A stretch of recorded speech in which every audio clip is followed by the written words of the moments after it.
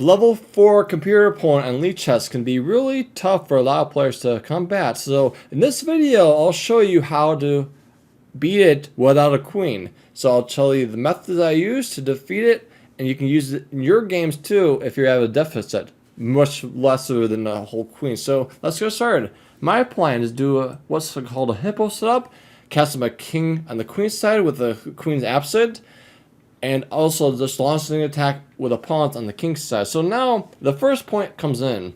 So it's really important to do prophylaxis. So what I mean is doing a3, defending against knight b4. So black is immediately trying to do knight to b4, knight c2. So a3 is useful, a lot more useful than just allowing this knight b4. So now I just do double fianchetto, bishop b2, knight bishop b2. Okay, now bishop b2 is really called for because he's going to do bishop b7. Now d3, knight d2, maybe casting queenside. Alright, so knight d2, casting queenside, bishop b2, e3, knight e2, and then kingside pawn, queenside. Oh yeah, kingside pawn. Sorry. So queenside casting is on the board. e3 next. Okay, this is bishop b2 next to combat this long diagonal. So bishop b7 from him.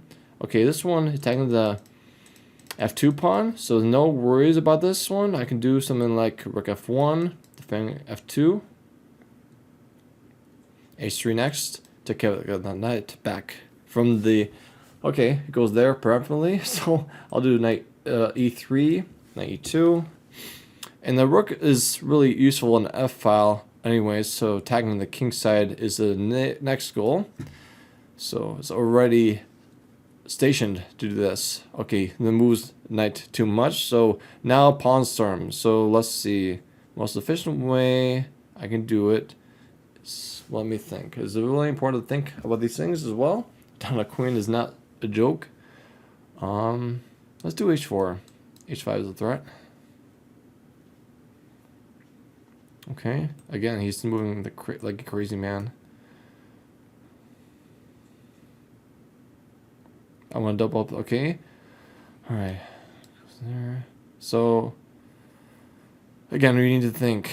You don't want trade pieces. Another thing about this queen deficit is not to trade pieces if you don't need to. So you don't want to trade knights for bishops like this one. Is not going to be good for you.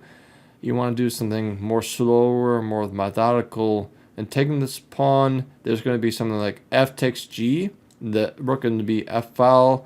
It'll be really lagging from attack, so that's not desirable. I'm thinking about maybe f4 if they trade into 4 there, but it's again too many pieces are trading off, and that'll be not good for me. So my logic, therefore, will be, well, maybe it could get the g pawn going, maybe g4 with the knight on d6. There's no bishop influence on g4 as well, so that's a really good opportunity to take advantage of this fact.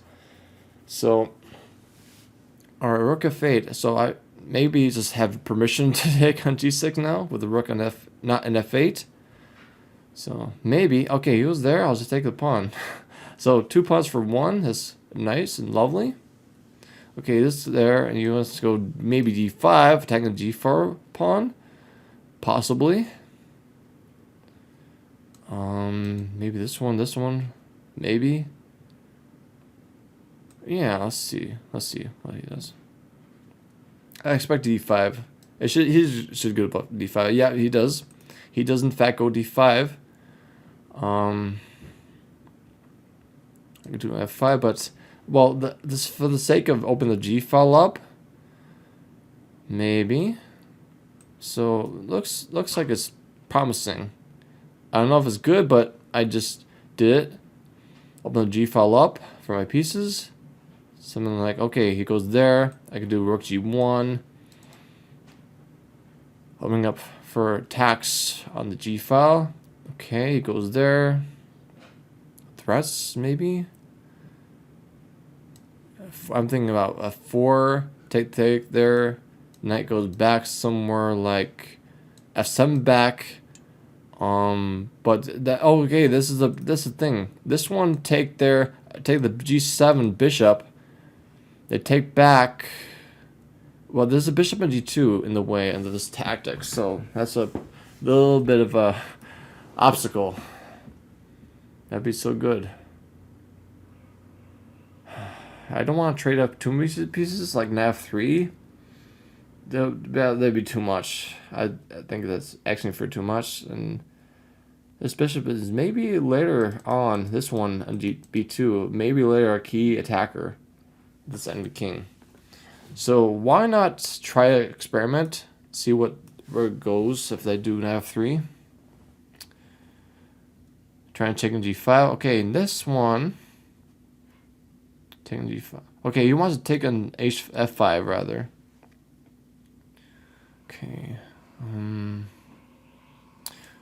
There and bishop h3. Yeah, let's do it. Let's try to do it. Bishop f3, bishop h3, defending f5. Okay, allows me to take the g pawn. That's useful. It's very helpful. Maybe doubling up the g file would be crushing him. Okay, it goes there, just doubling up on the g file like I want to. Taking on g7 is right, so maybe rook e7.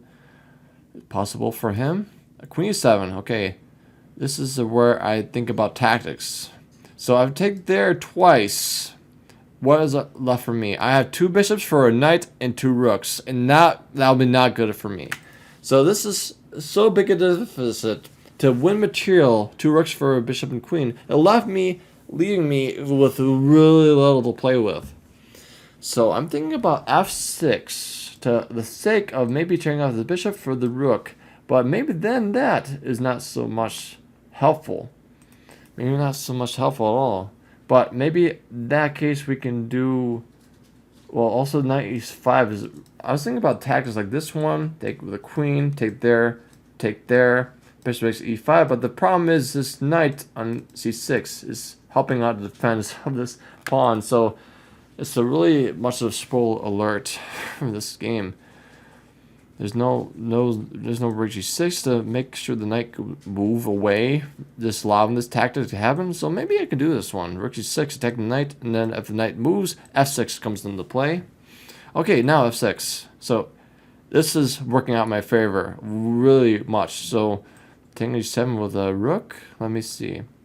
Again, it's really important to notice and think about things before you do them. So rook g7, king something. Like, I think this is really good for me. It's got to be. f7 with tempo, the rook, taking the rook. Taking the rook, yeah.